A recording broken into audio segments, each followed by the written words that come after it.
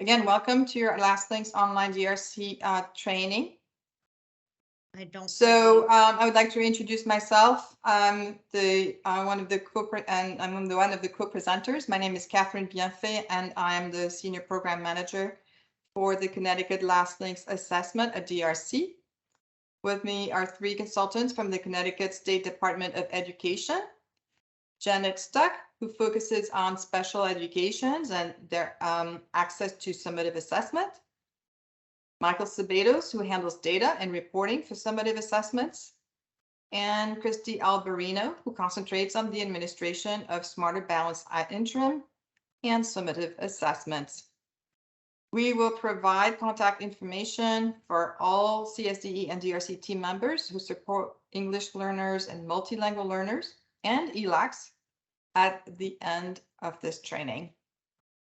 So you can see us now, you can see our pictures, and from now on, we are going to turn all cameras off and we're going to be focusing on the training itself.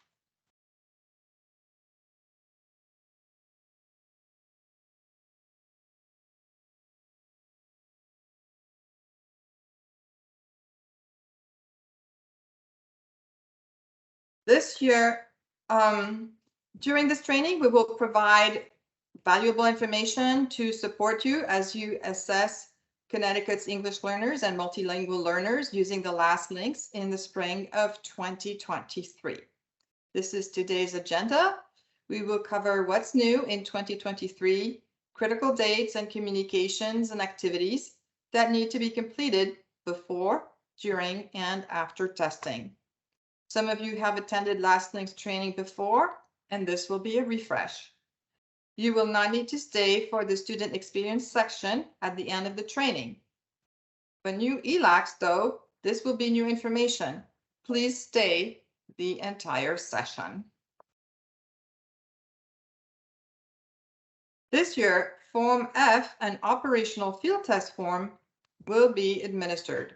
The procedures for administering Form F will be very similar to the procedures for administering Form E. The Last Links Test Administration Manual was updated. It includes vital information about the administration of this assessment. That document is now available on our Connecticut DRC Last Links site. The updated DRC Insight Portal Guide is also available on that site. Remember that all students must take the 4 domains in the same test session: speaking, listening, reading, and writing. Just like last year, the results of students who are placed and tested in different sessions will not be merged after the assessment window closes. Also, there will be no ticket swaps if a test ticket of one student is incorrectly given to another student who then begins testing. One or both sessions will need to be regenerated, meaning that one or both students will be forced to retest, and parents must be informed. Lastly, on-demand reports will not be available during the testing window. Districts will not be able to use this tool to view students' results during the assessment window.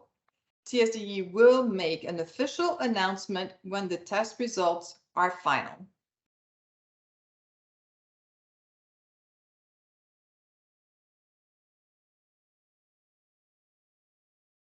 Here is a list of the important dates concerning Last Links, many of which occur before the testing window, which opens on January 3rd and ends on March 3rd. This list of dates is also available in the Last Links Test Administration Manual. So note that you have, as of yesterday, the training sandbox that is accessible to you. So between November 8th and December 2nd.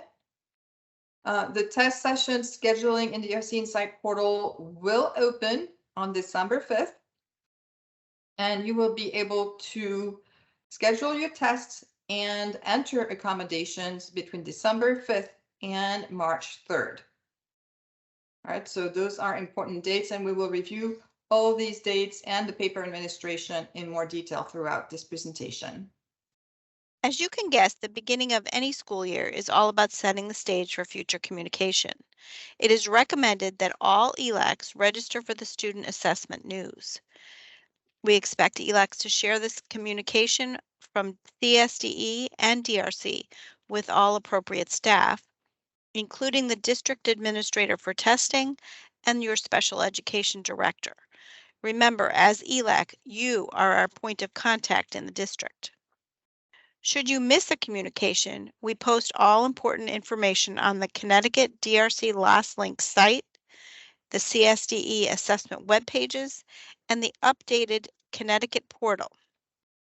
Please let your IT staff know that the DRC email address at datarecognitioncorp.com should be on the allow list so that important notices from DRC are not blocked, quarantined, or sent to spam.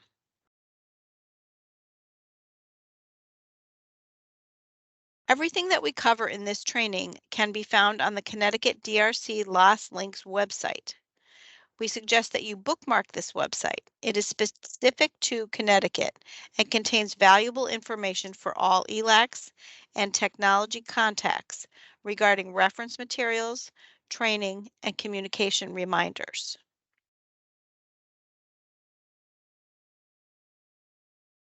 All Connecticut public school students are reported in the Public School Information System, or PSIS. Students in grade K through 12 identified as an L or ML in PSIS are expected to participate in annual English language proficiency testing in accordance with state and federal regulations. The testing window for this school year is January 3rd through March 3rd, 2023. Reporting districts are ultimately accountable for ensuring the testing of Ls, MLs, recorded in PSIS, including those Ls, MLs who have an active Individualized Education Program, or IEP, or a Section 504 plan.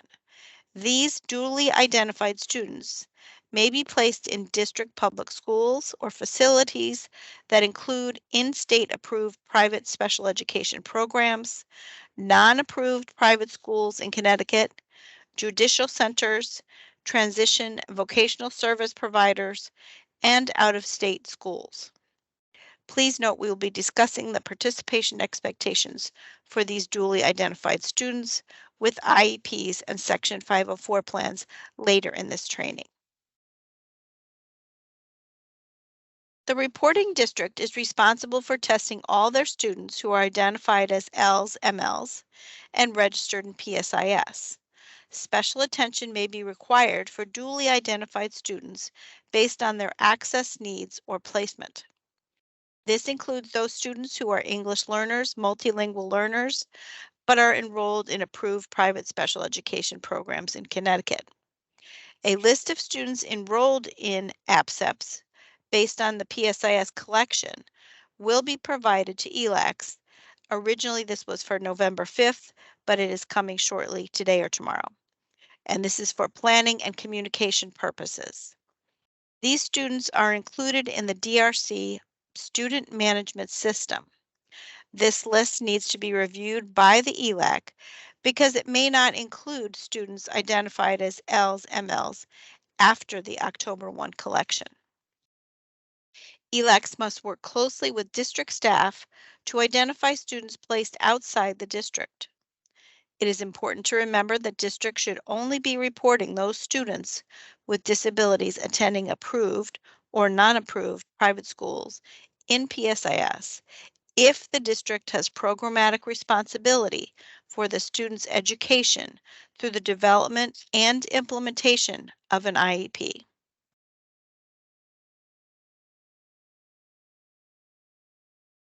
Online testing of Form F operational field test is not allowed outside of the state of Connecticut. This means that out-of-state students must use an accommodated paper form, which must be ordered by the district before January 6th, 2023. APSEP students will be listed under outplaced students in the student management system when creating rosters. Connecticut users are encouraged to practice adding those in-state students from approved private special education programs to test sessions in the DRC Training Sandbox, available between November 8th and December 2nd, 2022. The DRC Training Sandbox reflects what Connecticut users will see in their live accounts for the district-associated outplay schools based on PSIS student enrollments. To locate the information in the DRC Training Sandbox, use the Sales and Training District Code 99998. The school is named CSDE Outplaced, and the site code for that demo school is 6199. DRC placed 12 demo students in the school, one for each grade in the DRC Training Sandbox. We strongly encourage districts to practice adding students to sessions.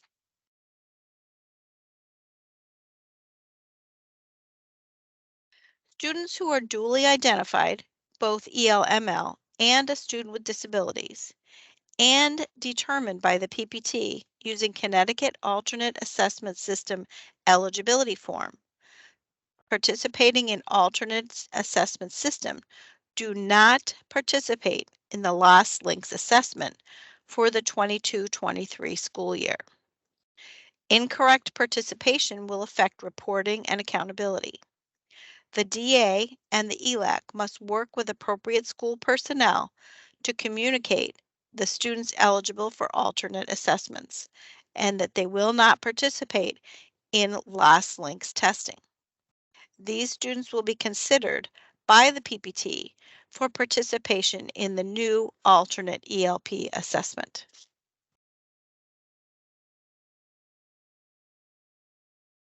Please be aware of and apply Connecticut's test security policy to all aspects of Lost Links assessment. This is also referenced in the test administration manual.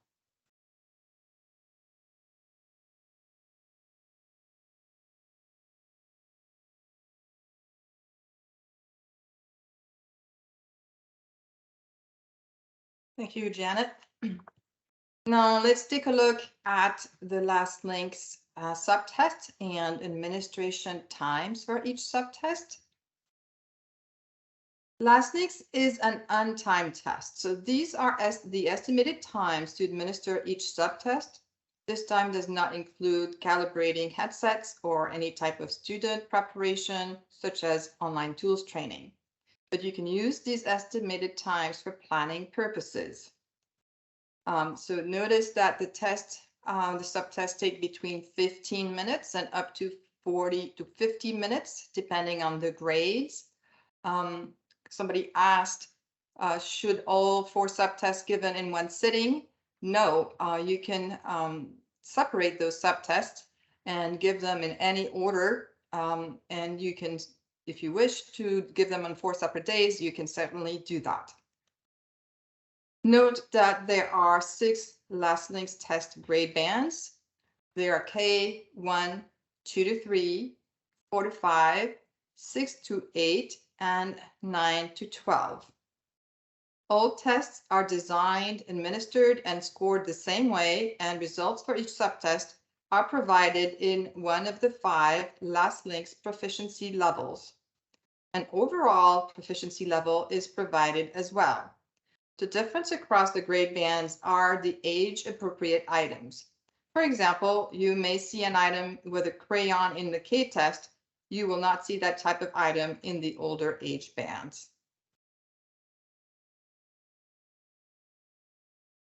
Now we are going to cover the administrative tasks that should occur prior to testing. We'll begin by listing the common problems experienced last year and explain the processes that should be followed.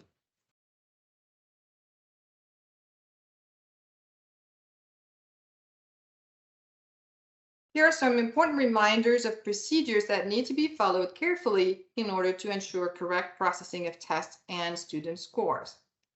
Prior to testing, make sure that you enroll a student in one testing session only. Identify the students who are eligible for the alternate assessments. These students will not participate in the last links and based upon PPT decisions will be eligible to participate in the new alternate ELP assessment. Approximately 800 students were eligible for an alternate assessment last year and should not have been included in any last links test sessions.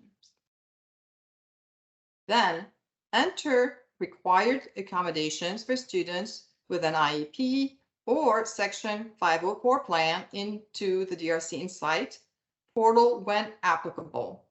Students eligible for accommodations which are not provided during administration would be considered a test irregularity.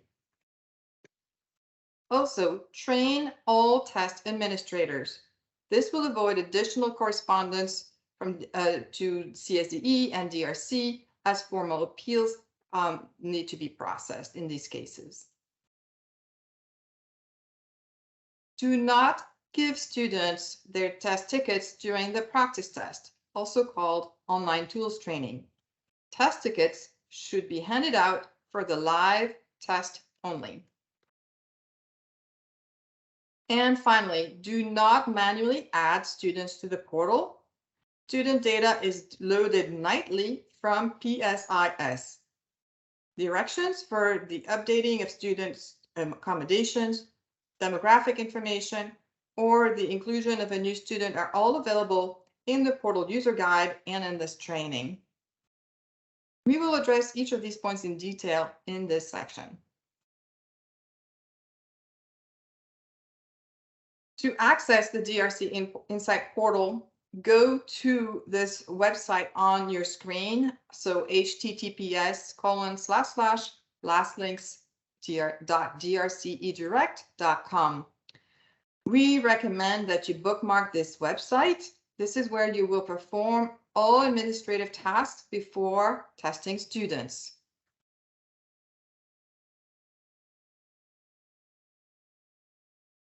All test management activities to prepare students for testing occur at this site, which is the DRC Insight portal.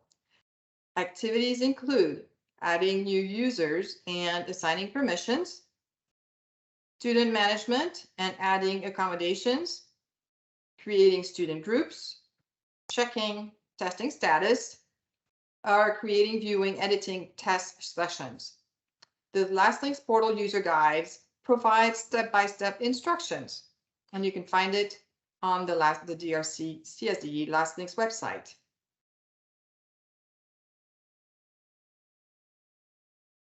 There are many valuable updated resources posted on the CSDE DRC Last Links website. I'm going to highlight the most relevant for this training.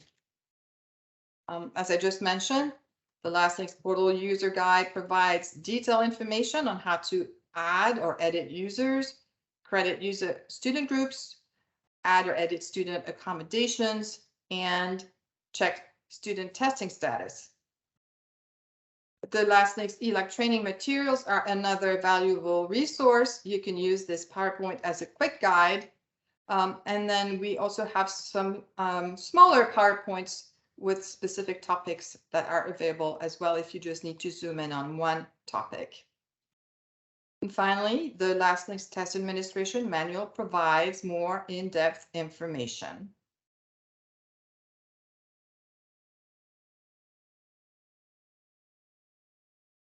There are important terms to remember when navigating the DRC Insight portal and reading through test-specific documentation. The DRC Insight portal is a permission and role-based, secure central gateway for managing testing programs. It includes the applications necessary to administer an assessment. The application menu in the portal allows for navigation between applications such as student management and test management within the portal. The system includes a secondary menu that is a list of functions within a specific applications. For example, manage students within student management application. And then finally, the Central Office Services, or COS. is a set of software tools for the setup, configuration, and management of the DRC Insight locally installed software, the COS service device, and the secure testing devices. So central office services was discussed in detail in the IT coordinator webinar that we had last week.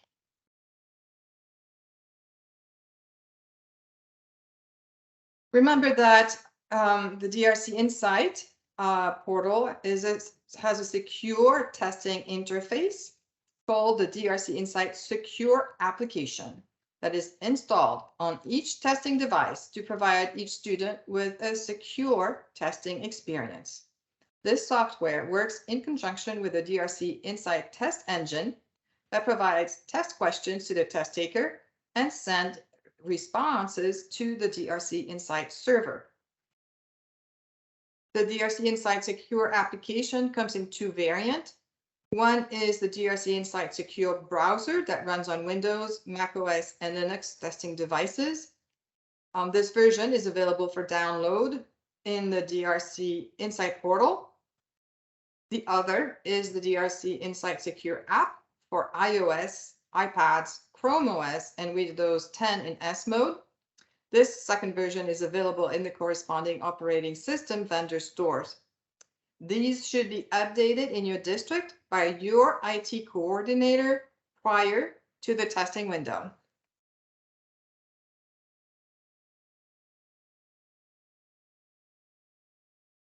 In Connecticut, students are loaded into DRC Insight via a nightly feed from PSIS. Therefore, you should not add students to the system. However, you can make two types of updates to the students already loaded. First, you can create student groups. This is needed for reporting at class level and giving access to teachers to student proficiency reports in batch download. We will cover reporting later in this session. The second change you can make is enter students' accommodations. This step will have to be completed by the ELAC for each student that has a testing accommodation. We will cover accommodations in a minute. Let's look at creating student groups. As students are rostered into the system, they are assigned to a district and a school. If you have the need to have teachers view the student proficiency reports in interactive reporting and batch download, you will create a student group. Information on how to use this optional function is available in the LastLinks portal user guide. Creating student groups is optional, as teachers will be able to see student scores in on-demand reports when CSDE makes the announcement that data is final. If you opt to designate a class within your organization's teaching hierarchy, use student groups. Student groups tie a group of students to a specific test administrator for reporting. If student groups are not created, when you create your reports in the interactive reporting application, all students will be visible to users who have the right permissions, and those are typically school and district users only.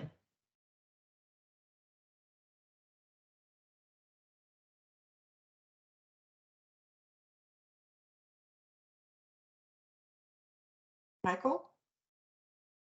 Thanks, Catherine. Good afternoon, everybody, and thanks for being here. The title here says accommodation guidelines, and certainly, Janet's going to go deep into it. But really, this section is really a lot about getting accurate student data into DRC's Insight system. It's a helpful thing for you to understand, and really, it's kind of the crucial first step that's going to allow you to accomplish a couple of things in the short run. Timely testing. So when your teachers and your kids are ready to take the test, the student's information is going to be there, and they're going to be ready to go, and you're going to be able to get the testing accomplished. Also, it helps them, the students who are entitled to accommodations, get the right accommodations. And in the long run, it's going to give you actionable data about your students, for programming, planning, or evaluating your programs. figuring out, which kids met mastery. So it all starts with getting clean, accurate data into Insight for this testing process. Next slide, please. So as Catherine and Janet have referenced, the key here, the vehicle for doing this is the state's student database, which is PSIS. And what we're doing is, as they noted, we are sending them on a nightly basis all of the students who have been reported by your districts as multilingual learners. Now, I just want to stop and take an aside, because each of your districts, you have a student database, and usually that's PowerSchool. And something that I've seen over the years where people will say, I can't find my student. He's not in Insight. What's going on? I see him in PowerSchool. You can't assume that because a student is in PowerSchool as a multilingual learner, that they're also in the state's database as a multilingual learner. So I would really caution you, well, I would really just urge you to work closely with your PSIS data manager to make sure that what you believe as your group of multilingual learners is what's reflected in PSIS, and specifically the part of PSIS that's called registration. That's kind of the key. So when we talk about PSIS, as I said, there's one part that's called registration. Registration is a live student database, 24/7. It's the most current information on what's true in your district. And that is what we're using to send data to DRC to populate the rosters of multilingual learners. The one shortcoming of registration is that it wasn't built to include demographic information like whether a student is a multilingual learner or if they're a special education student. So the way we get around that issue is in November, and actually probably in a week or so, we open up some fields in registration for demographics like multilingual status and special ed status. And we take information from another part of our student database, which is called the collection, and specifically the October collection. And all of your districts just finished sending us data on what was true in your district on October 1st. And that included information such as who is a multilingual learner, who's a special education student. And we're going to take all that information and we're going to roll it into registration. And that is what we're going to be using to send to DRC in terms of who's a multilingual learner. Now, that data that we took from the October collection, that's a snapshot of what was true in your district on October 1st. Now, see, that suggests a potential issue, right? What if you got a new student after October 1st? Or you didn't identify a student as a multilingual learner until after October 1st? Well, those are the kids that you're going to have to let your PSIS data manager know are a multilingual learner, and you're going to ask them specifically to go into PSIS registration and indicate that that student is a multilingual learner. Once your PSIS person has done that, then we can send them over to DRC to be rostered into their system. So that is crucial. Another aside that's going to be an important thing for you to do, 504 status is not something that we collect anywhere in our student database, except during the assessment windows in registration. So if you know you have a student who's a multilingual learner and they also have a 504 plan, then that's going to be something you're going to want to let your PSIS data manager know so that that student can get their accommodations. And again, it's going to be the same message to them. Here's this multilingual learner. Please indicate that they're a 504 student in registration. And so then once we know that, we send that information to DRC, and that's going to allow that student to be able to get their accommodations that they're entitled to. So really, if there's a larger message in all of this, it's work closely with your PSIS staff. Communicating back and forth about who you believe are your multilingual learner students. And also at points what they can do for you is they can go into PSIS registration and download a list of everybody who in that database is being reported as a multilingual learner. And you could take that list from them and compare it to who you think your kids are, and that's a good way of catching any mistakes, because sometimes, and I've seen this happen over the years where a student falls through the cracks. Well, by doing this, by cooperating, by communicating with them, by getting that list, you can catch all your kids and make sure that nobody does that, falls through the cracks. Next slide, please. So in terms of the actual updates, what's going to be happening is on December 1st, we're going to take all the information that we have in registration. We're going to take every student who's been reported as a multilingual learner, and we're going to send that information to DRC. And they're going to put all that into their insight system. And then as Catherine alluded to, on December 5th, you can go in with those group of students and start setting up your test sessions. Now, we're also going to send them 2 more uploads during December, one before Christmas and one right after Christmas, of all the newly reported multilingual learners that you're receiving. Because we know this is a mobile population. They move around quite frequently. You're going to get new students all through the window. So again, that's going to be on you to let your PSIS person know, hey, we have this new student and they're a multilingual learner. Please report them as a multilingual learner in registration. And as we get that information, then we send it to DRC. Now, once the window opens, the assessment window opens on January 3rd, we're going to start Monday through Friday sending DRC a file of kids who have been newly reported as a multilingual learner, or students, for example, who have moved districts. So we're going to be giving them that information on a daily basis, Monday through Friday at 3 o'clock. Now, I've seen this as an issue at points where districts will contact me and say, I can't find my student, and I let my PSIS person know that we have this new kid. Well, we're sending that information every day at 3 o'clock. What I've seen happen sometimes is you'll let your PSIS data manager know, but they may not report that student in PSIS until after 3. If they've done that, then they're not going to be in that day's upload.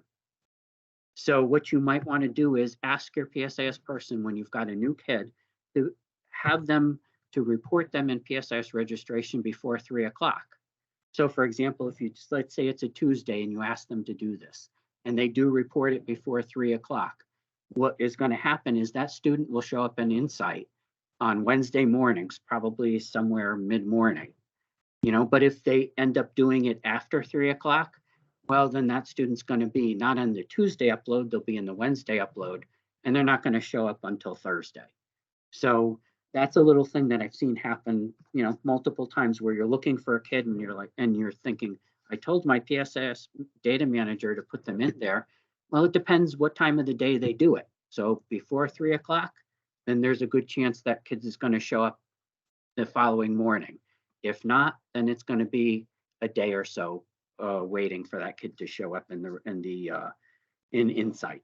So again, the bottom line here is regular communication with your PSIS people about who you believe are your kids, so that they show up in a timely way so your teachers can test the kids when they're ready. Thank you.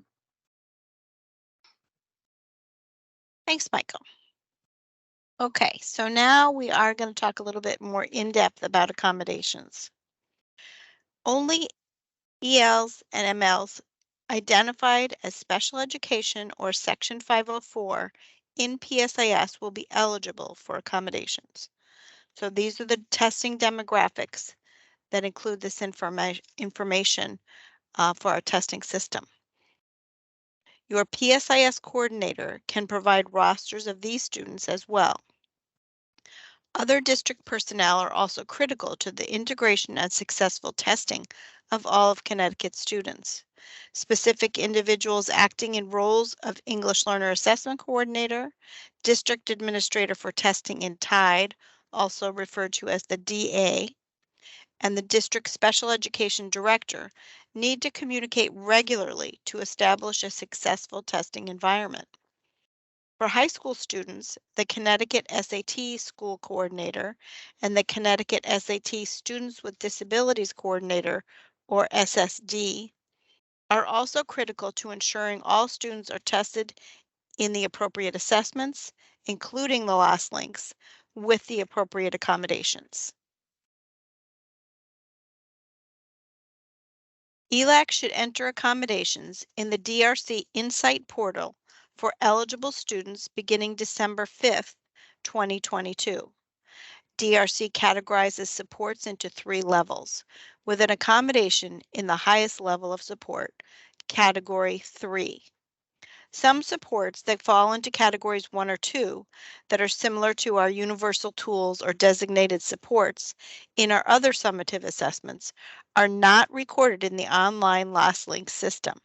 That does not mean that they should not be noted by the proctor and provided accordingly to those students who need and use those tools regularly.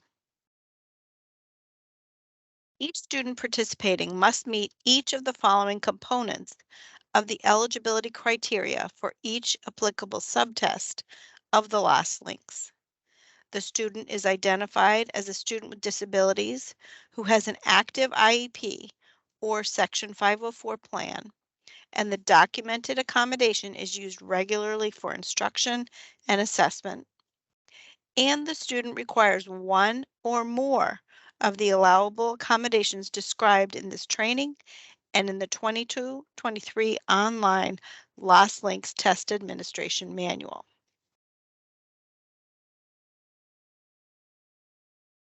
Please continue to work with your special education staff and district administrators. Each reporting district is responsible for testing all Ls, MLs in grades K through 12 with the Lost Links between January 3rd and March 3rd, 2023. Some Ls, MLs attend approved private special education programs. ELACs are responsible for ensuring these students enrolled in an APSEP are assessed within the testing window. Each APSEP has a designated DA to support the testing of enrolled students with disabilities. Please communicate with them to set up testing sessions. When you speak to them, initial topics for discussion may include the following questions.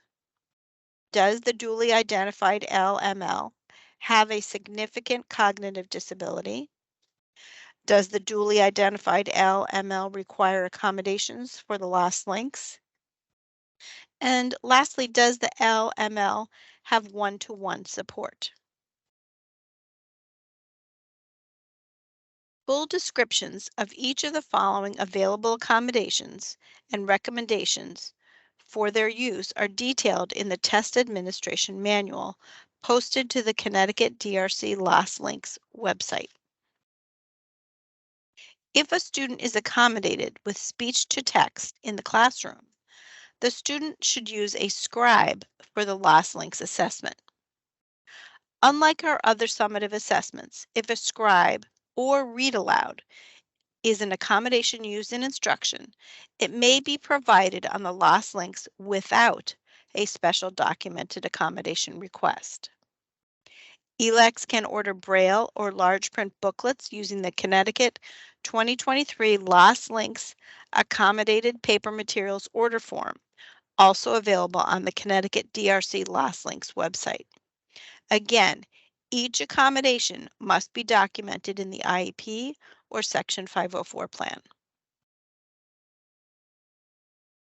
As I just noted, there's a text-to-speech accommodation available for eligible students on Lost Links. The first step to providing this accommodation is to determine if the student has a documented print disability and that the IEP or 504 plan determine that the student needs the accommodation of Reader for Passages, typically on the Smarter Balanced or Connecticut SAT School Day Assessment.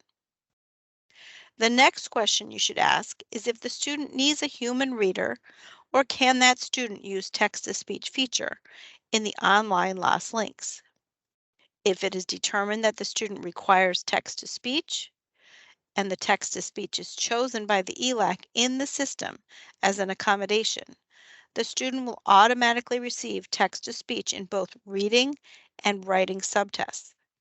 That is why this accommodation must be determined before testing. It impacts the multiple subtests and the specific test form the student will be given. Only duly identified students who have the accommodation of reader for passages may have the text-to-speech accommodation for the lost links. Again, it must be described in their IEP or Section 504 plan, and it must be used during instruction. Students who do not have text-to-speech selected for reading because they are not eligible to have passages read to them, but need text-to-speech accommodation for writing content, may have a human reader for writing only. Be aware that several sections of the assessment are automatically read aloud to students. To learn which content is read aloud, even when no accommodations are selected, review the chart linked to this page. Our recommendation is to set text-to-speech accommodations prior to creating a test session. Even though text-to-speech accommodations can be set before or after a student is in a test session, test tickets may need to be reprinted if the student is already in a test session and this accommodation is added.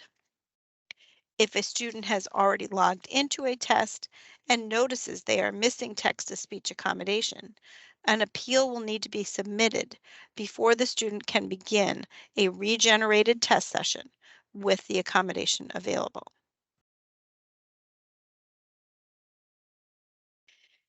A subset of students with an active IEP participate in Connecticut's alternate assessment system in English for language arts and math, when in grades 5, 8, and 11 in science. These students in grades 3 through 8 and 11 are approved by their planning and placement team, or PPT, using the Connecticut Alternate Assessment System eligibility form. This form is submitted electronically by the CSDE trained teacher administering the alternate assessment, or TEA. For English learners and multilingual learners, the Connecticut Alternate Assessment eligibility form must be submitted between November 14th and December 23rd, 2022. The DA and the ELAC must work with appropriate school personnel to communicate that students who are duly identified and eligible for the alternate assessment will not participate in the Lost Links testing and will be considered for participation in the new alternate ELP assessment, the KELP. This is where communication between special education director, the DA, SAT coordinators, and the ELAC is of utmost importance. Again, those MLs in grades K through 12, whose PPT designates that they are eligible for an alternate assessment, do not participate in the Lost Links. These are students whose PPT determined them eligible for alternate academic assessments, the CTAA and the CTAS, and the alternate ELP assessment, the KELP. The trained teacher for these students submits the alternate assessment eligibility form into the data entry interface to register them for participation in the alternate assessment system. The Connecticut Alternate Assessment Eligibility Form must be submitted between November 14th and December 23rd, 2022. For students in grades K to 2, 9, 10, and 12, the ELAC should enter requested information in the English Learner, Multilingual Learner Eligible for Alternate Assessment form provided on the Connecticut DRC Lost Links website. If a student is identified as deaf or hard of hearing with an IEP or Section 504, a student may not be able to participate in the Lost Links listening subtest. Some MLs with IEP or Section 504 plan may be nonverbal, even when provided assistive technology or augmentative and alternative communication supports, may not be able to participate in the speaking subtest. Lost Links reporting and composite scores for these students may be adjusted. Overall composite literacy, comprehension, and productive scores. ELACs must complete the Lost Links domain exemption form by December 23rd. You'll be asked to provide the student's SACID, grade, district, school, primary disability category, and the ELAC's name and phone number.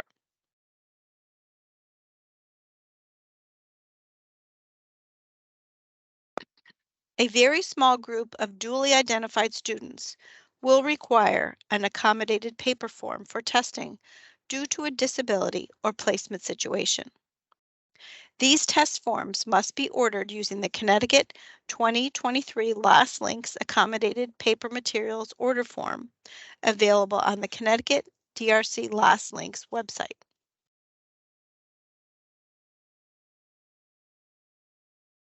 Once orders are received and processed, accommodated paper test booklets, Braille, and large print tests are packaged within 24 hours and shipped. Shipping time for Connecticut is generally 3 to 4 days via UPS. The final date to request UPS pickup to send completed test documents to DRC for processing is February 17th, 2023. This requirement shortens the test window for these students, so be sure to order early and schedule testing early in the window. This early date ensures a timely return for scoring. Communicate with appropriate staff to gather accommodation information so you can submit one district level order form. The sooner you obtain the information and order, the better. Timely orders will allow you to have more time to test prior to February 17th, 2023, the final return pickup date.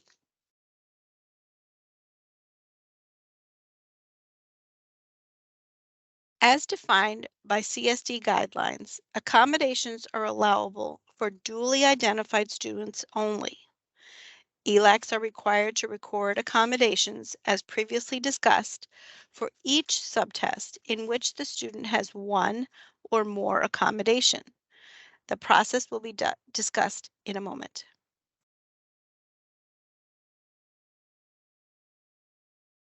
For the Last Links program, the CSDE requires that accommodations listed as Category 3 in the portal are provided to eligible students. It is critical that no changes or additions other than the accommodations be entered in the demographic area to ensure accurate recording and scoring. If a change is made to the demographics or if changes are made to accommodations while a student is currently testing, significant consequences for student testing, scoring, and reporting will occur. Janet, we have a Yeah. couple of questions on the section that you just did. Okay. So have the paper test order forms been sent out yet? They're available on the website. So on the Connecticut DRC Lost Links website, the accommodated paper form order form is available.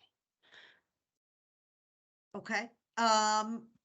And, We'll and take a just as a look. caution, that should be completed by the ELAC at the district level. So you want to gather the information from your colleagues to make sure you have one order so that they're shipped in a timely manner. Is it possible for students in younger grades to use paper tests even if they don't have an IEP? No. Okay. Again, there is a practice and online tools test available, so you can familiarize your students with the test. The paper form is considered an accommodation, so it's not allowable just because you think it might be a different kind of access for the student. I'm going to cover the methods used to record accommodations in the DRC Insight portal, and I will repost the presentation after that. Okay, so ELACs will be able to enter accommodations for eligible students from December 5th, 2022 through the end of the testing window, which is March 3rd, 2023.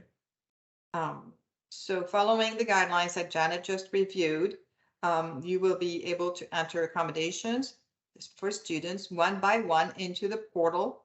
And this is the accommodation tab that you're seeing for edit a student, and I'll show you how to get there in a minute. An important reminder, do not manually add students to the portal. As we said, all new students are added through the PSIS nightly feed. You cannot modify student details or student demographics. Once students are properly registered in PSIS, they are provided to DRC in a daily file.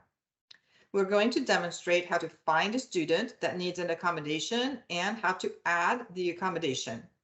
You will need to edit the accommodations tab that we're looking at right now to enter the required accommodation prior to the student being tested.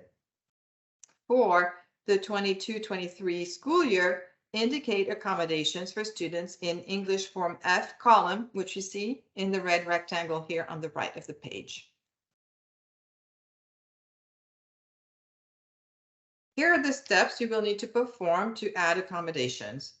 In DRC Insight, from the My Application menu at the top, you will choose Student Management and then Manage Student.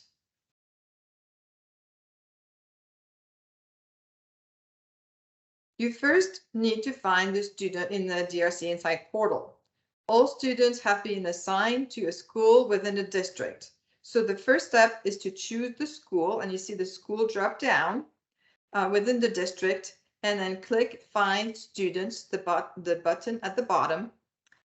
You also have other search fields available, such as grade or a student name, last name, if you already know it. So you can use all these search fields to narrow down your search.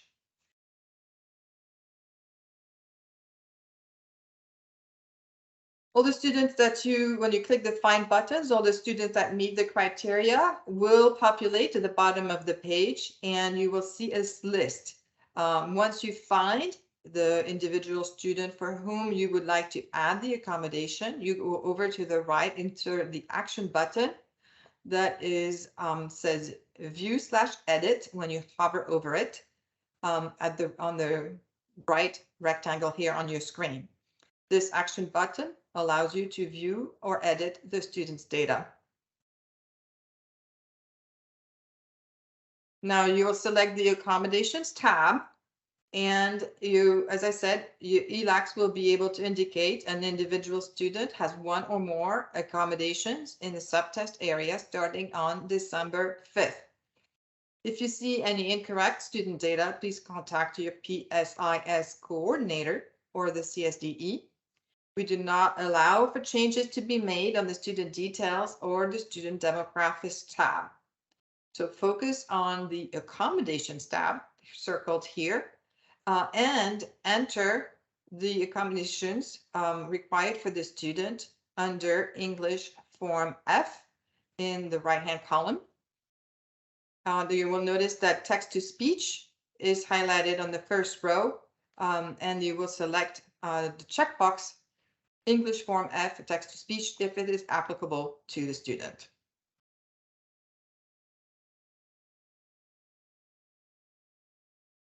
As defined by CSDE guidelines, accommodations are liable for dually identified students only. ELACs are required to select Category 3 accommodations, as previously discussed, for each subtest in which a student has one or more accommodations. For last links, choose Category 3 in the English Form F column when any accommodation defined in the last link CSDE accommodation guidelines is going to be provided to an eligible student. If a student has a text-to-speech accommodation, then you will check the text-to-speech checkbox in the English Form F column. A student with a text-to-speech accommodation may also have a Category 3 accommodation. One or more Category 3 accommodations are allowed. Make sure to check all accommodations listed in the student's IEP.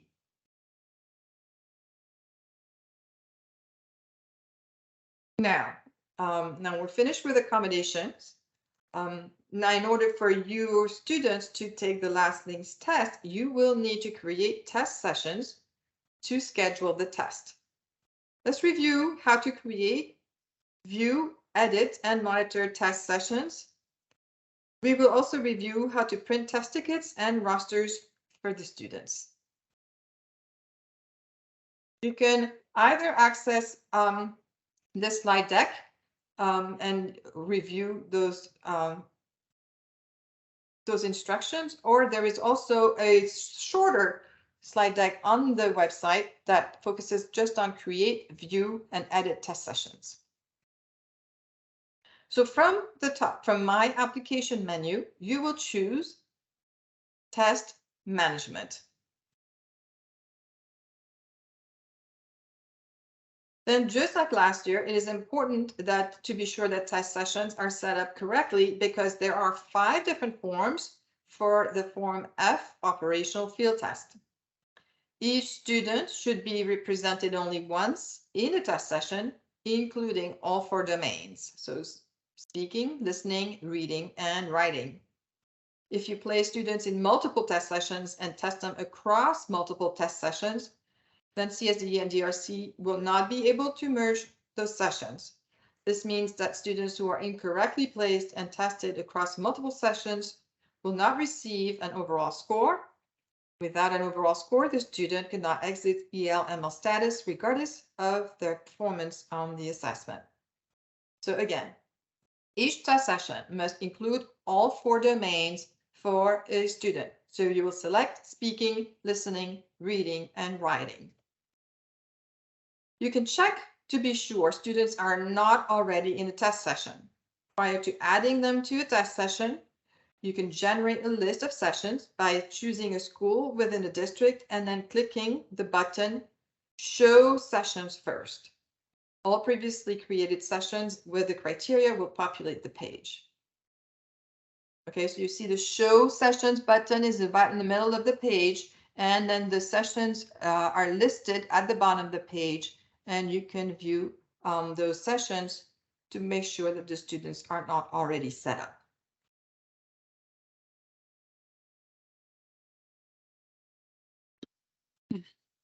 To add a session, choose the district and the school from the drop-down menu at the top, and then you will scroll all the way to the bottom and find your Add Sessions button at the bottom of the page. Remember to look for outplaced schools for students in these locations. Now, to schedule a test session, there are a few steps to follow. First, you must give your test session a unique name so you can locate it later. Use a name that is meaningful, such as school name and grade. See this example, it's Kennedy Elementary grade 4. That's a good name for a test session. Second, you will choose the desired grade band from Form F. Please note that only Form F will be populated in your system for 2023. So select the grade band, and then you will choose all 4 domains. So you will see here in the middle, we talked about that. You check speaking, listening, reading, and writing, all 4 checkboxes. Again, all 4 subtests must be contained in the same test session in order to generate an overall score for the student. And then your students can be added to the assessment corresponding to their grade level as indicated in PSIS. So in this case, you can find 4th graders. You've selected grades 4 to 5. You can find 4th graders or 5th graders only in that grade box over to the middle and to the right. And then you will click the Find button, and you will find available students to assign to this test session. They will populate the bottom box saying available students. You will highlight the students to be added to the session, and then you will click the blue right arrow and assign them to the session. And then you can click save or save and add another if you want to create another test session. When you're looking for students to schedule, you can be more specific in your search by populating the optional fields of student last name, the grade, demographics, accommodations, or test administrator. You can also use the optional test monitoring application functionality that was released in 2020. There's a separate presentation available on the CSDE website if you're setting up your test sessions to include test monitoring application. So let's review the top 5 testing reminders. First, make sure that you place your students in one session only, and then select all 4 subtests for each test session. Again, you see in the middle available subtests. We want to see all 4 check marks for speaking, listening, reading, and writing.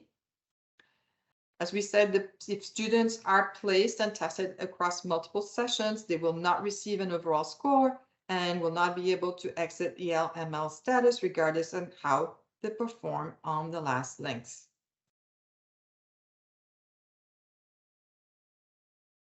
Now you are ready to print test tickets.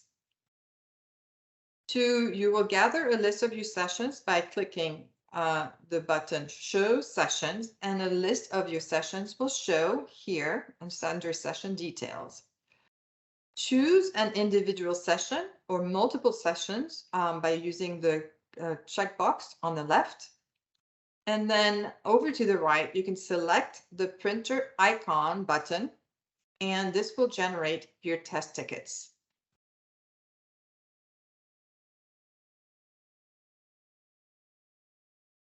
Here are some examples of test tickets that are generated. At the top of the page is the student test roster. This will list all the students in the selected test session. It includes student's name, date of birth, student ID, username, and password credentials. The roster is for the test administrator. At the bottom of the page, you can see each individual student's test ticket. It contains the test form. The text-to-speech accommodation will show if it's applicable. Otherwise, it will say NA. The student ID and their username and password credentials. These test tickets print 4 to a page. So use scissors and cut them up and distribute test tickets to the correct students once you are ready to start the live test. Remember, do not give a live test ticket to students when they are taking the practice test with the online tools training. The login details for the practice test are available on the screen. So you only give the students their live test tickets for the live test. As a reminder, your test tickets are secure and should be stored in the locked cabinet. Only give test tickets to students when they are ready to take the live test. Test tickets are used for all 4 subtests. So you will need to collect them after each subtest and store them securely until all 4 subtests are completed.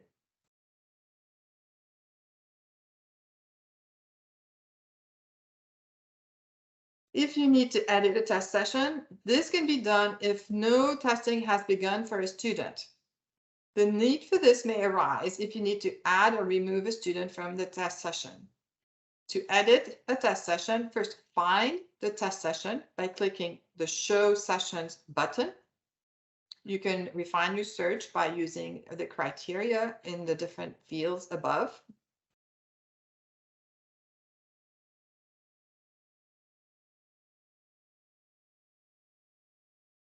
Select the test session to be edited from the list by clicking the checkbox on the left.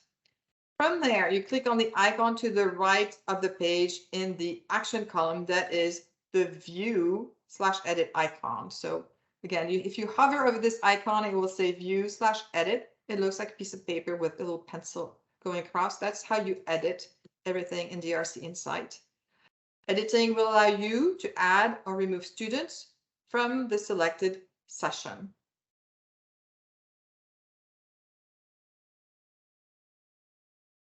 The test sessions will be displayed. From the Edit Test Session window, you will click Find Students. To add a new or walking tester to this test session, enter the student's name or student ID, then click Find Student. If the student is found, select the student's name and add them to the test session. Do not use the New Student button. Again, we do not want you to manually add new student data into the portal. Use the Add Selected, Remove Selected, Add All, and Remove All icons within the available students and in student session list to select one or more students to remove or add.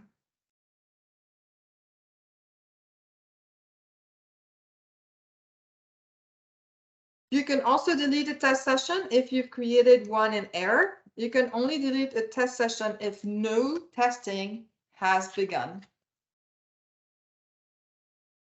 To delete a test session, start with the My Application menu, select Test Management, and then click Manage Test Sessions.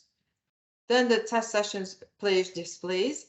You will enter your criteria and click Show Sessions, and then you will delete, use the delete icon on the right-hand page under the action column, and you will click that X icon for deleting a test session.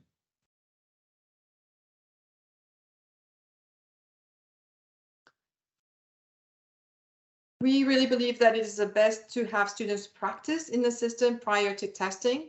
We don't want technology to interfere with our determination of their English proficiency level.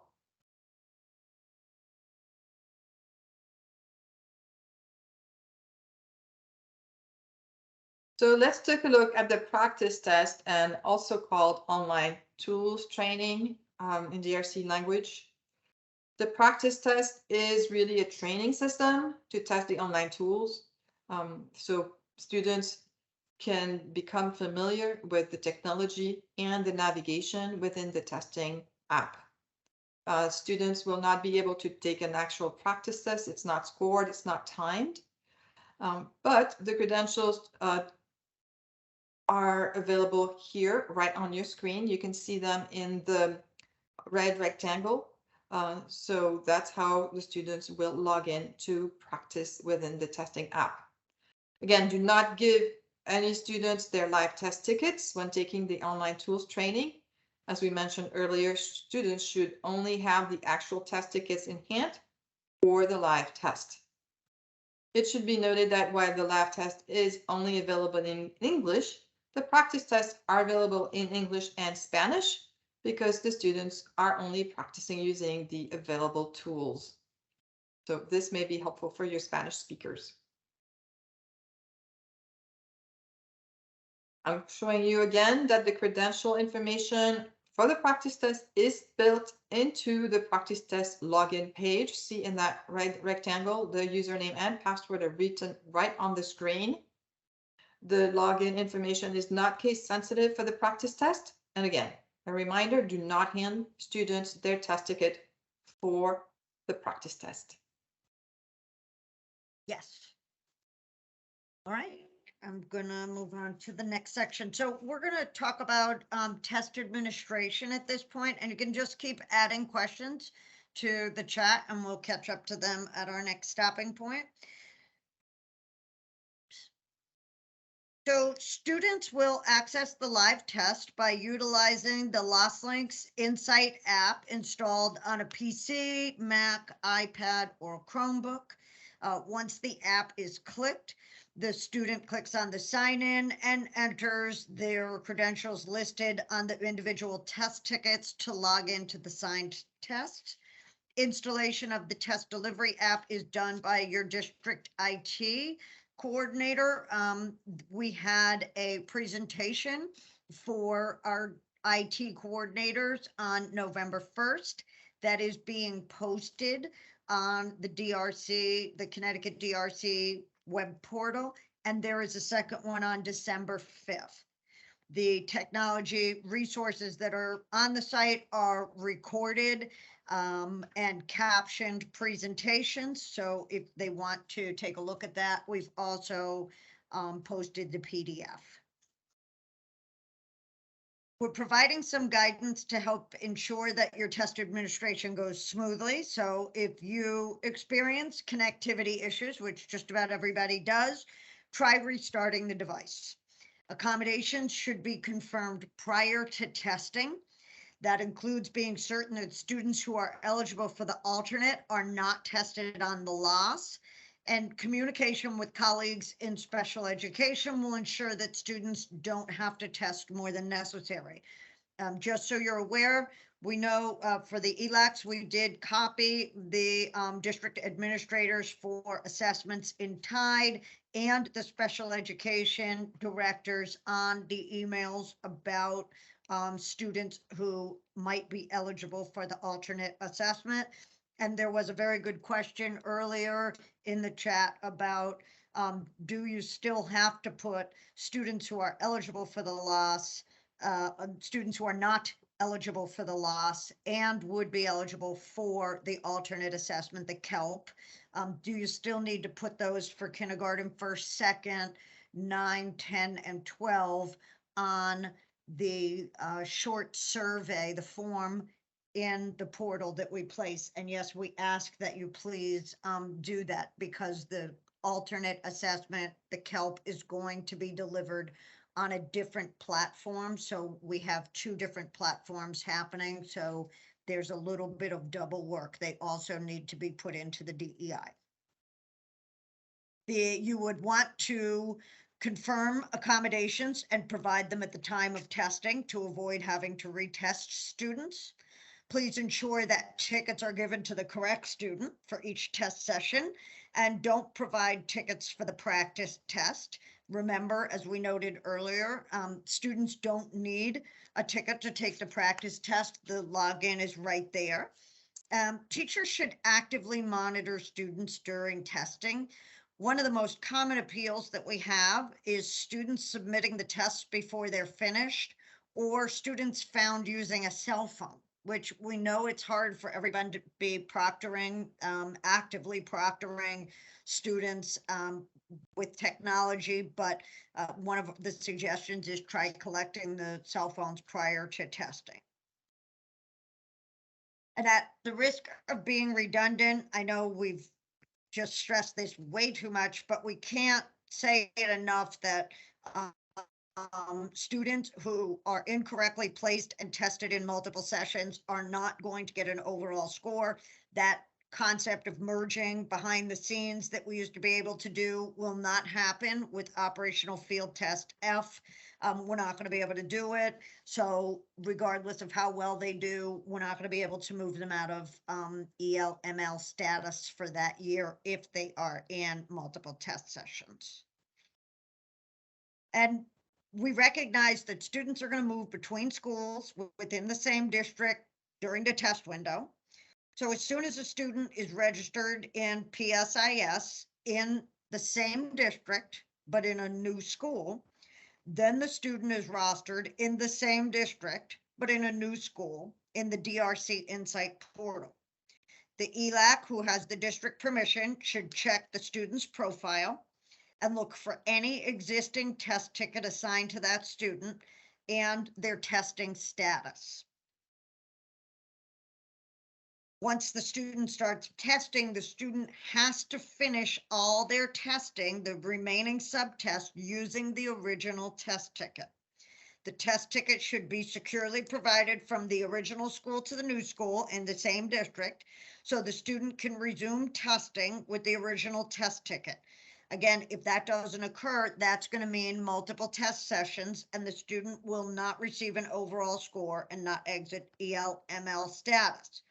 If the student hasn't started any testing in the original school, then they can, with the one where the test session, if the student hasn't started any testing in the original school, the student can be placed in a new test session at the new school and start testing.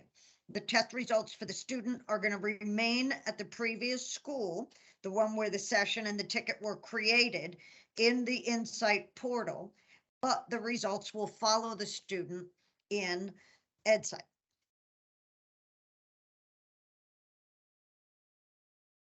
So again, for students moving into a new district, this is where we run into difficulty with not being able to merge subtest. PSIS in a new district, in a new school. Then the student is rostered in the new district and the school in the DRC portal. When the student moves from one district to another, the ELAC at the new district is not able to view the test sessions from the previous district. So when the new student from a different district arrives in your district during the testing window, you need to contact ELAC from the original district to see if the student has started testing, and if so, which subtests were taken. All of the ELAC contact information is in EdSite, and we've put the link here and it's hyperlinked in the presentation. If the testing has started, the same ticket is sent and the student needs to finish testing with that test ticket in the original test section.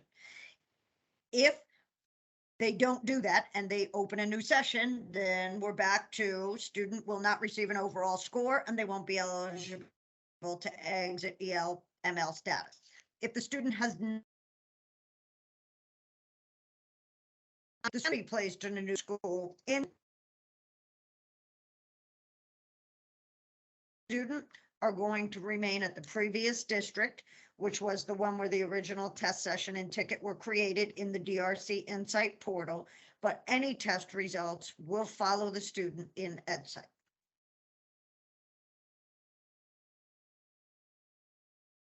It's a good question. Katie, how can ELAC securely share test tickets from an old district to a new district? Catherine, do you have suggestions that DRC gives? It's typically a phone call. Okay. Information, Katie, the information would go via phone call, and you could give them their username and password that way. Okay, and Shalice, this is also helpful. Thank you. I know this is a lot to take in.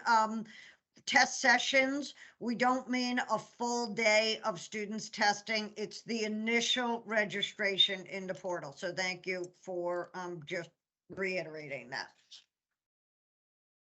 So Lost Links, everybody knows it's an online test, and regardless, all test forms and materials are available in the DRC delivery system Insight. Secure handling of test materials protects the integrity and confidentiality of the items and the validity of the results. And it's essential that unauthorized persons are prevented from accessing or viewing Lost Links content in the test delivery system or in an accommodated paper form. Beyond protecting the content of the assessment, it's imperative that proctors actively monitor students, ensuring that students refrain from using electronic devices during the test. We've already mentioned that.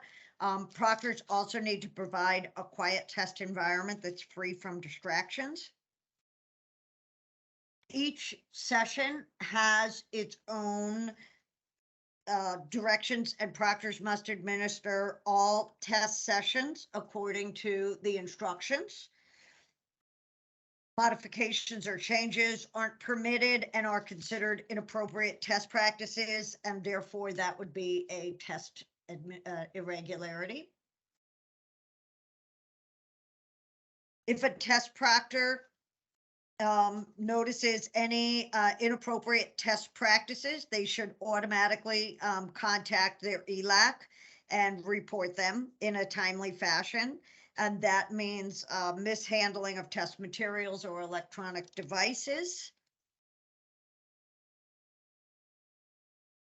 And if you see anyone modifying student answers or using secure test materials inappropriately, the ELAC really should contact the Student Assessment Office immediately. And our phone number is here, 860-713-6860. But we recognize that errors are going to occur. And that is why we have an appeals process. So all appeals are entered in the loss appeals form, which is posted on the DRC, the Connecticut DRC web portal. These include internet outage or fire drills, any kind of test administration errors or student improprieties. And we ask that the ELAC be the only one that entered the appeal in the form. And I say that so we can avoid confusion. You will be reminded upon completion of the appeals that we've asked you to stop all testing for the students in all domains until we finish processing the appeal. And we work very diligently on the appeals, and in most cases, we'll be able to respond within a day to all of the requests. Some appeals are solved very simply. We can unlock the test. We had over 70 of these due to students submitting the test before they were done. And that's simply that the ELAC submits an appeal for an unlock that allows the student to re-enter the same test where they left off. In the reading and writing subtest, the students are able to see items that they've already done so they can move forward and backward in the test. In the listening and speaking, however, students are not going to be able to return to any items that they've previously viewed. And while this seems innocuous, you should realize that unlocking a test still can lead to security issues, so it's used sparingly, but we're not going to ask for documentation to unlock a test. For regenerate, there are a number of reasons why we might need to do this, to regenerate or to clear a test. And this would allow a student to begin anew at item 1. And many of the reasons are linked to administration error. A lot of them are incorrect or missing accommodations or supports, switch tickets, incorrect directions. We have quite a bit of taking the live test when the administrator meant to give the practice test. So all of these would justify regenerating the test. But because students are directly impacted by these types of errors, the CSDE does require documentation from the ELAC, and I'm going to explain that in just a moment.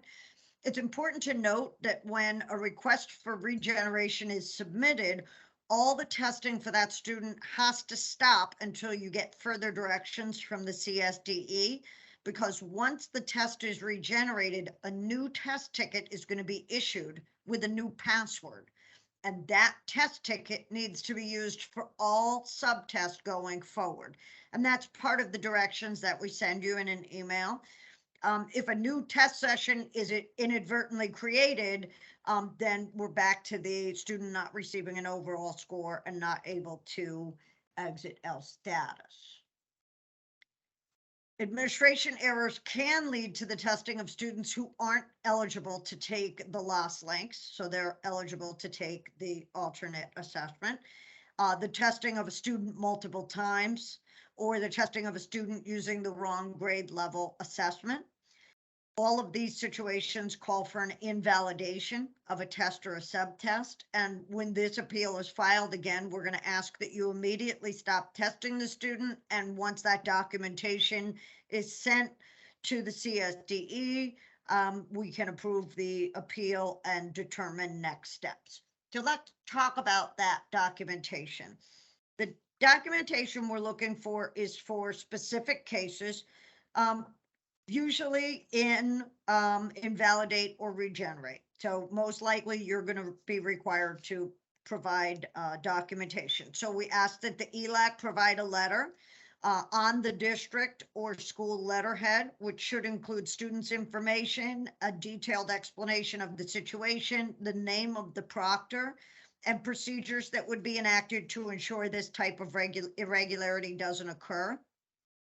In some situations, especially those where a student completed an assessment, a specific session, the district is going to be asked to contact a parent or guardian and explain the administration error and offer them the option of retesting their child or invalidating the session. And because these letters contain student-specific information, anything with a student name should never be emailed between school districts and the State Department of Ed. We prefer that you use a fax.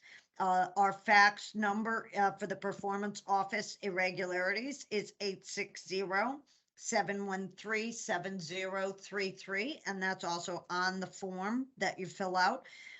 You're welcome to email us with SACIDs and ask for any kind of guidance, and we're happy to help you. You shouldn't hesitate if you have questions about any kind of irregularity to contact us by phone or email, and we'll help you. And Catherine, I think you're up.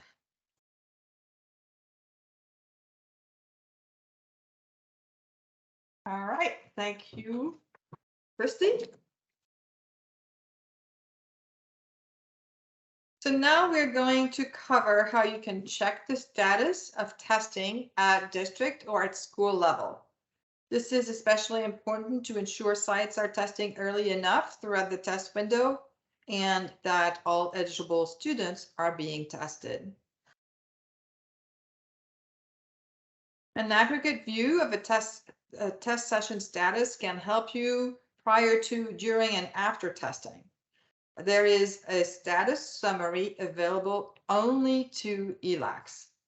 So within the Manage Test Session menu under Test Management, you'll check the status of all test sessions in that school or district to see the number of students that have not started, those in progress, and the number of students that have completed the test by using the Status Summary tab. It is highly recommended that as you create your test sessions, you use this status page to confirm all students have been assigned to the test session. For example, if you are testing 20 students for a test session, and when you click on status summary, you should see each domain listed with the quantity of 20 students. If you only have 19, then you know one student is missing.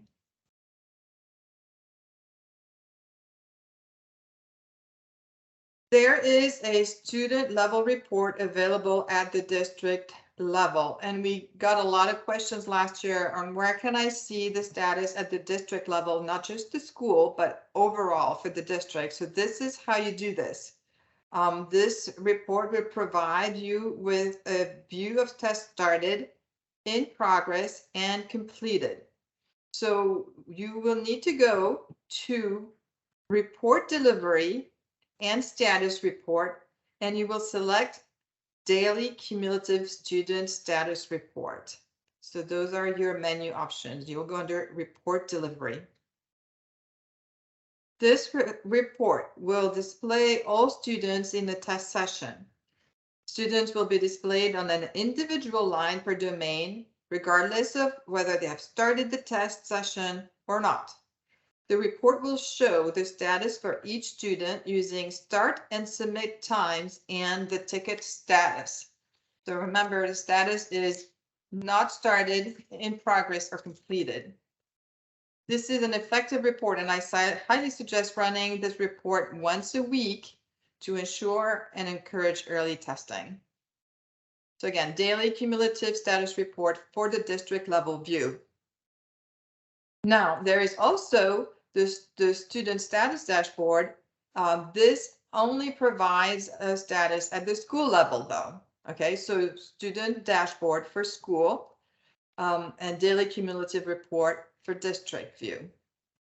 So to get to the dashboard, you'll select student management in your under my application, and then you will select student status dashboard.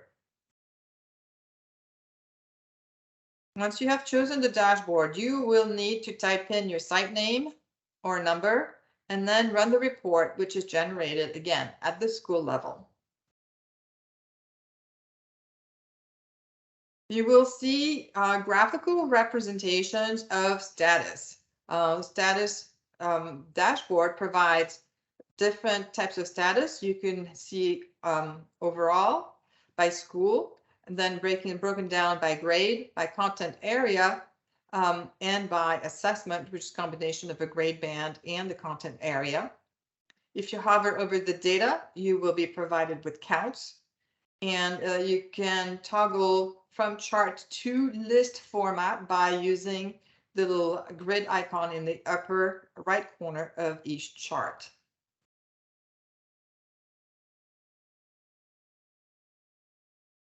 So during the test window, you will only be able to see that students have participated by reviewing the student status dashboard or the daily cumulative file mentioned in this training. The reason is that we are testing again with a Form F, which is an operational field test form, so you will not have access to scores in the reports during the testing window. Because DSC psychometrics and test development team need to conduct analysis on this test form, we're not able to make the test results immediately available like you have been used to before last year, where this was also the case for Form E operational field test. So keep in mind that you will not have access to on-demand reports throughout the testing window. You will not have access to any preliminary results. You will only have access to final results, which will be available once the CSDE announces that the scores are final. And then your on-demand reports and interactive reports, so the students' proficiency reports that are the color reports in batch download that you sent to students, will be available after the official release of scores. We have a Form F flyer available on the CSDE DRC LessLinks website that explains the analysis that needs to be conducted and why the analysis is being performed. So if you're interested in those details, check out the Form F flyer, which is already posted on the website. So again, the scores will be available once the CSDE releases the final scores, and you will find them under My Application, under Report, and then you will go to Report Delivery. To view the student scores, you will select On-Demand Reports at the top, and then your district and school from the drop-down boxes. And under Report, you will select English C, D, E, F. This will allow you to view Form F reports. Then click Find Students on the bottom, and your roster of students will populate below. So this is what the roster looks like. A grid with student details will appear below the search fields. Notice that you can see last name, first name, ID, date of birth, and grade for each student. There are two action buttons: Open PDF, which is this little icon with the A for Acrobat, and Save PDF, which is the floppy disk icon. There are also select boxes that you can check on the left to open or save only your selected students. Once the report PDFs open, you may scroll down through the whole report. If you have chosen multiple students, they will be back to back. This is a sample for on-demand report for Form F. Again, these reports will not be available during the testing window. They will be available after the CSDE releases the final scores. Again, you have the proficiency report at the top and the academic report at the bottom. Once the CSDE releases final scores, test results will also be available in interactive reporting. There is a separate recorded webinar on interactive reports posted on the CSDE DRC website. Please note that the student reports in color shown on this page are only available to district and school users in DRC Insight. Teachers who have the testing administrator role will not be able to see these reports unless they are associated with student groups. So this is what we covered at the very beginning of this session. we demonstrated student groups at the beginning of this training. Now, teachers will be able to continue to see their student scores in on-demand reports. Those are the black and white reports that we just demonstrated after the final scores are released. And we began this training by explaining that we would be providing guidance for effective test administration. As the test window approaches for this year, we hope that you will communicate regularly with those colleagues who engage with students in various capacities within your district, including district test administrators and special education directors before, during, and after testing. Special education directors and teachers should help you identify ELMLs who are eligible for the alternate assessment system by the established deadline, recognizing that these students will not test using the last links. Beyond that, those same colleagues can support you as you clarify which accommodations or supports duly identified English learners, multilingual learners are entitled to on the assessment. Take your time and carefully enter all the appropriate accommodations during the accommodation window before the student even begins testing. And if a student starts testing without the correct accommodation, stop immediately and file an appeal with required documentation. Be sure all information is updated in PSIS and never manually add a student to the portal. And then another reminder, I know we've said this a lot, be careful not to place students in multiple sessions. We've repeated this many times, but we cannot merge test sessions, and students who test in multiple test sessions will not get an overall score and will not be able to exit ELML status. Many of the irregularities in testing can be eradicated if all staff administering the last links are appropriately trained and actively proctoring. This includes carefully checking the tickets before testing students to avoid ticket switches, retesting students in error, or even administering the last links instead of the practice test, also called online tools training. Lastly, we understand that even the most litigious educators make mistakes. We are here to help, but we ask that all irregularities be reported in a timely manner with the required documentation.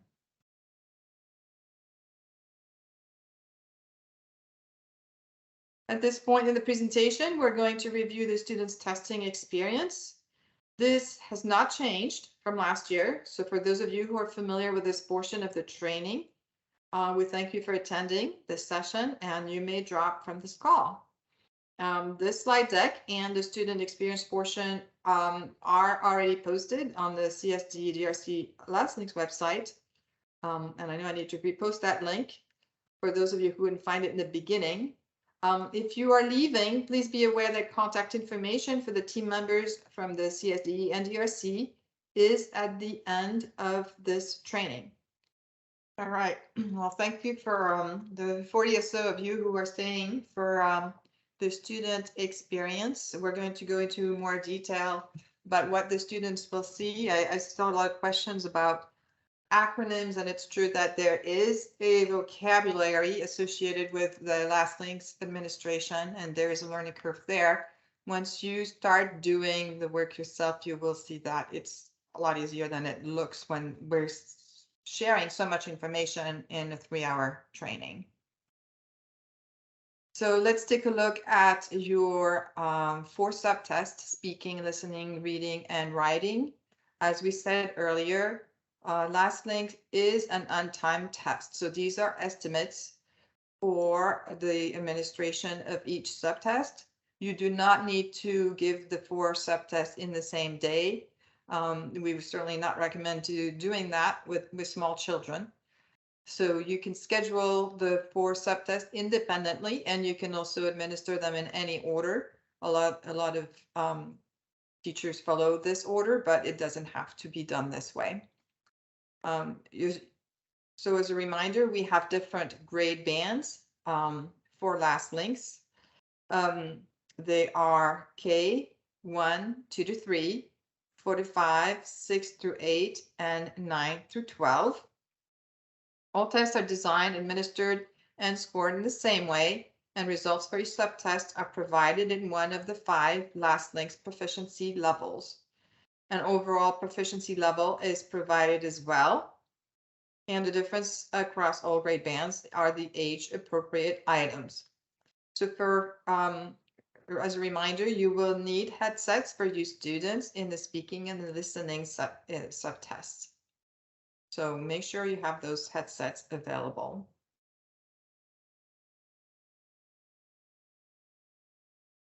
These are the icons of what the students will see when they go to practice the tools and take the live test. So on the left-hand side, you will see the icon that says DRC Online Assessment. This will be available on the devices that your students will use. And once they double click on that, they will see the page on the right with the LastLinks logo, and below it, the words practice test, which is again the online tools training, or the live test sign-in. So test sign-in is for the live test, and practice test is just for the online tools.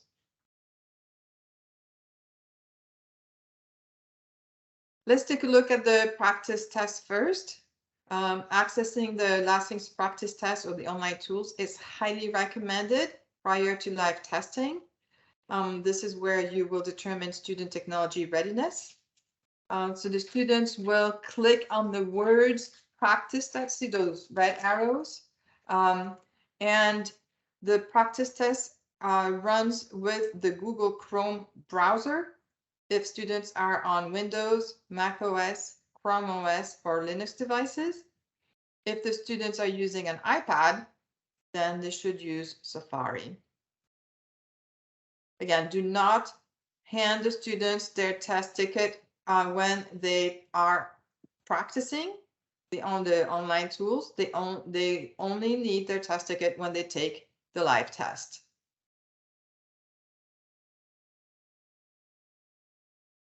So how do students access the LastLinks? After the students are assigned to a test session, they should click on the icon on the left and then go to the screen again on the right. And when they're ready to take the live test, this time they will click on test sign in. This is where students will need their test ticket. So make sure that each student receives the test ticket with his or her name on it. And then they will click on test sign in, and they will enter the unique login as password that they were given on their test ticket. And as the question was asked earlier, if the younger students need help with logging in, entering their username or password, then you, the test administrator, can help them during the test sign-in. They will come to this welcome page. So students should confirm that their profile, including spelling of first name as last name and grade, are all accurate. If the student has a text-to-speech accommodation, under accommodation, they will see TTS. If there is any accommodation that's a category 3 accommodation that has been selected, it will show blank. Okay, so it will not appear on this screen or the test ticket. The test ticket will present the students with the subtest that they have been assigned to take. So all students should be assigned the 4 subtests: speaking, listening, reading, and writing. The student will click on this subtest to launch that specific test. Again, you, the test administrator, can assign these in any order, so you don't need to start with speaking, but you will need to tell the students, let's do speaking or let's do reading, as whatever you choose. So you will instruct them what to click on. Now we are going to start with speaking, so we're going to follow the order that was listed on the screen. Let's start with the speaking subtest. In this speaking subtest, there are 5 sections: make conversation, use academic words, describe and request information, present and explain information, and tell a story. The first two sections are scored with correct, incorrect, or no response. And the other three sections are holistically scored using different rubrics. DRC will be scoring this test, so we'll not be reviewing the rubrics in this training session. But if you are interested in how the test is scored, you can find those documents on the Connecticut DRC Last Links website.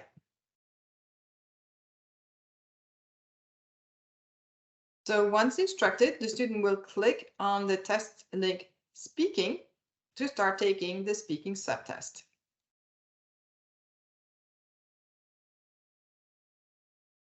So the students, as a reminder, will need a headset with a microphone to take the speaking subtest.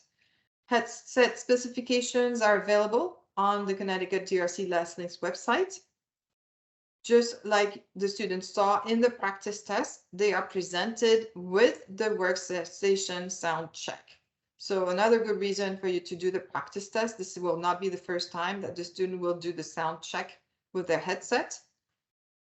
Students should follow the instructions provided to check the headset and microphone are working. This also gives the student one last opportunity to practice the record and stop button. The students will click record. They will say their name into the microphone.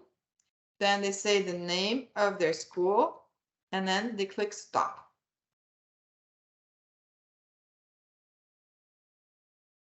The student will listen. They will be asked if they hear a playback of what they just said or recorded. If yes, the student should click in the green box, I heard my recording. If not, the student should be instructed to raise their hand and ask for help. The proctor will then troubleshoot the headset setup. So most of the time, if there is no recording, that means a mute button was hit. Okay, so that is probably what we will be troubleshooting. This is an example of a practice item in the speaking test. Each section is introduced with at least one practice item so that the student is shown what they are going to be asked to do in that section. Students will then click the record button to record their response. In the practice items and throughout the actual test, students will not hear back their response. That only happens in the workstation setup section.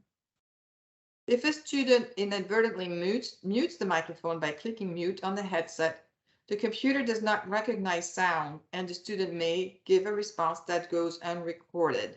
So be very careful not to mute the microphones.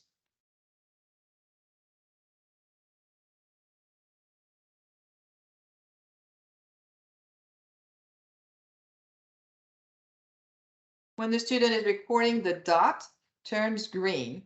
When the student has 10 seconds left to record, then the dot will begin to turn red.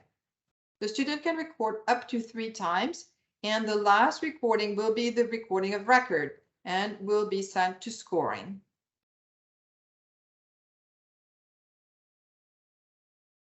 If the student has chosen to click the next button, prior to providing an answer to an item, a pop-up box will appear on their screen during testing. They are then presented with 2 options. They should click Return to the question, that's the green button, to stay on this item and answer the question. They can also choose Next to move on to the next item. Now in speaking, students cannot go back to previous speaking items. So once a student clicks Next during the speaking test, they cannot return to that item. Students will see what number they are on by looking in the upper left-hand corner. You'll see question here, 5 out of 22. The tools available to the students are also available at the top of the page. The highlighter, notepad, magnifier, and the line guide tools are available to all students. In the practice test, the students are allowed to practice with all these tools and become familiar with them. So this is not the first time they experience the tools.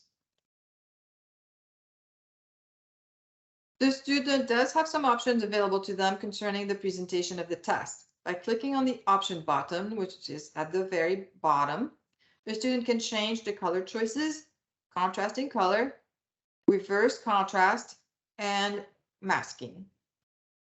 The option button does appear on every page of testing, but must be adjusted at the start of each new domain. And will need to be adjusted again if the student pauses or exits a domain.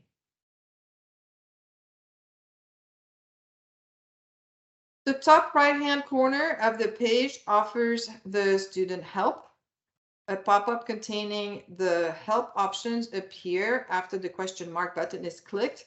This is a robust resource for the student, providing information on test directions, tools, how-to, navigation, and other options. Students should click pause if they need a break. You can also click pause button if you have a student that needs to take a bathroom break or a student who is having trouble and is getting upset. The pause button will start a 20-minute timer. And if it's not fully exited, then the student will log the student out and the student will be able to log back in and start where they left off with the same test ticket. The best practice is to have a student go ahead and exit the test instead of holding up the device for the 20-minute countdown. The student will use their test, the original credentials on the test ticket to log back in. A student does not need to log back in on the same device. The test follows them with their credentials. Catherine, we got a really good question. Can teachers demo how to use the tools for students using the practice tests? Yes. So in the practice test, there are two, let's say, ways that teachers use the practice test. The first way that some teachers like to do is to they have the projector and they are going to share their screen to the entire classroom, and they say, let's start with this speaking practice test, and so they can have the student follow along. In the practice test, each question is providing guidance on how to use the tool. So the first question will say, let's use the pointer tool. Then the second question will say, let's use the highlighter tool. So that's the first way that teachers like to do it, is to demonstrate it.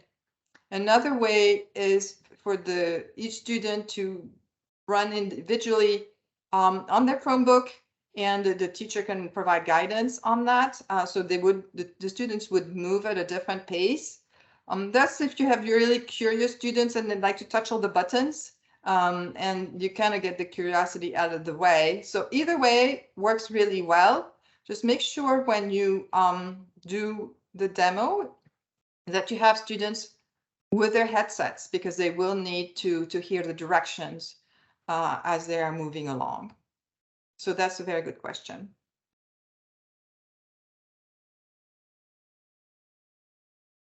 All right, now let's move on to the listening subtest.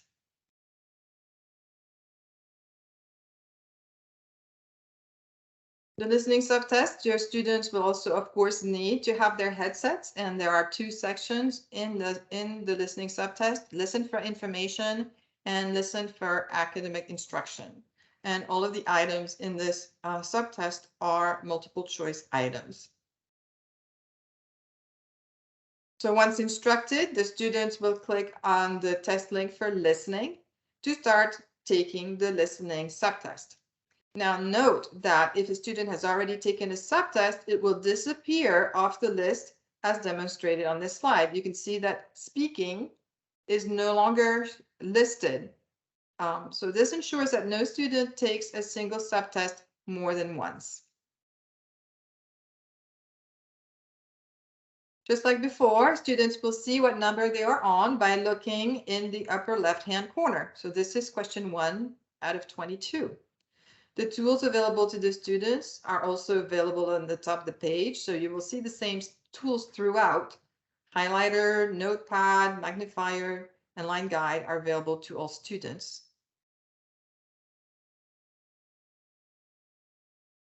The students will click on the play button to hear the question. They will select their answer, and then if they choose, they will click to check your answer. This is an optional feature that only appears within the practice items.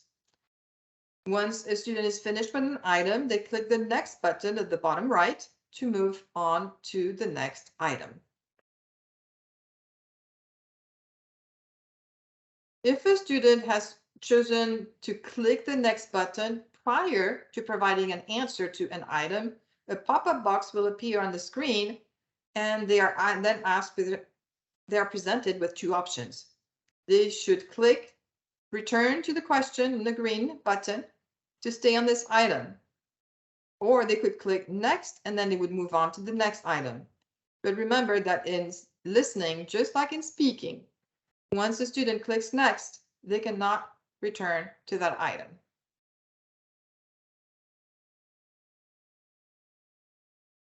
Next, we are going to review the reading subtest. There are 3 sections within the reading subtest, all of which are multiple choice. Read words for K3 only, read school text, not applicable for kindergartners, and then read academic text.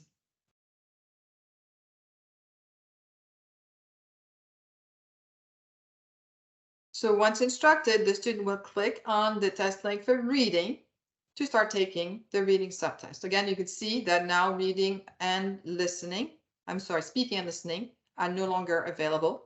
And now the student is going to click on reading to take the reading subtest.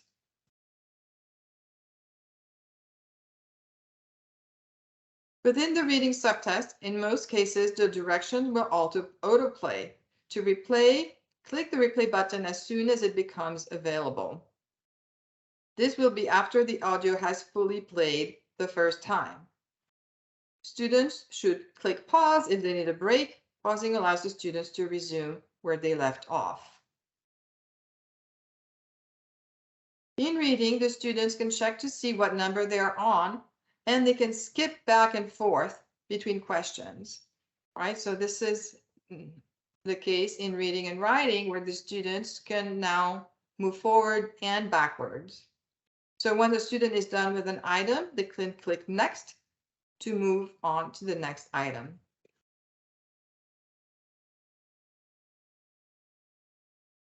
You see this review and test button at the very bottom. Well, students can review /and test at any time during the test to see what items remain unanswered or flagged. Students may skip ahead and come back to questions for further review. Students should click the flag button. You see the flag button at the bottom to indicate which items they wish to revisit. If they flag an item, the flag button will turn yellow. When the student gets to review the page at the end of the section, the student can easily find any questions they want to review this way. So please note that for some items, the reading passages are a bit longer than the screen, so you will need to use the scroll bar on the right. Once the reading subtest is complete, this is the review screen. The student is given the opportunity to review items and return to any items they left blank, they flagged, or they answered and just would like to review. So you see that the questions that are not answered do not have a check mark. The questions that are flagged have a little flag next to the number of the question. And the questions that were answered have a check mark. But the students can click on any of those questions and go back to them. Once the reading subtest and once they have completed their review, they can just click and test. Now let's take a look at the student's experience when taking the writing subtest. The writing section is mostly multiple choice, but there are also some constructed response type items that will be scored by DRC. So you'll have the different areas of start writing for K1, write to express ideas or grade, write academic text for 1 through 12, and use grammar and conventions for all grades, and that's the multiple choice section. Once instructed, the student will click on the link for the writing subtest to start taking the writing subtest. Within the writing subtest, the students will use the keyboard and type their answers into the box. So you see the box at the bottom. That's where we'll type their answers using the keyboard. The students can use the writing tools as desired. They can copy and paste within the text that they wrote, not from the question itself, but they can copy and paste within the box. They can bold, italic, or underline. And when they're done with writing, they will just click next and move on to the next item. Just like in the other subtest, they can check to see what number they are on. In the upper left corner, they will see question 12 out of 19. But in writing, just like in reading, the students can skip ahead or can go back and forth between questions. Student can review and the test at any time during the test to see what items remain unanswered or flagged. They may skip ahead and come back to questions for further review. And students should click the flag button to know that they want to go back to this question at the end when they go to the review page.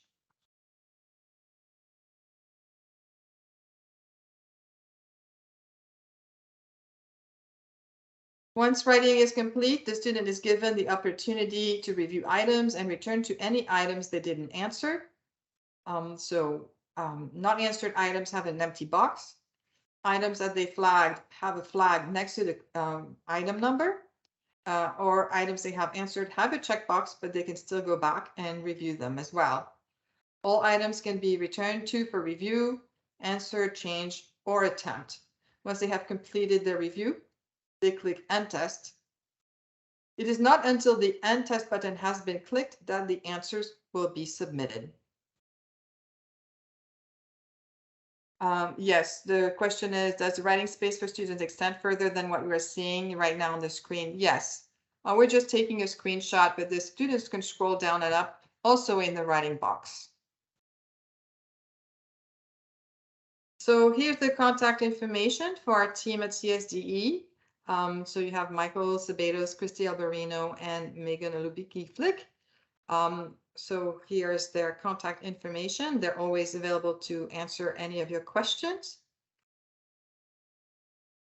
And then here's the DRC contact information. If you have technical issues, call the Last Links help desk, 866-282-2250, and select option 2. If you have a less urgent question, you can also email at lastlinkshelpdesk@datarecognitioncorp.com. And then we also have listed Franklin Brown, who's the Last Links project manager supporting Connecticut, and you could reach him at the information below. Thank you. Thank you for attending, and yeah, thank you for your questions. It's always good to have an engaged group, so thank you very much for your participation. And we wish you best of luck with your administration. And don't hesitate to contact us with any questions. Have a great day. Take care. Bye.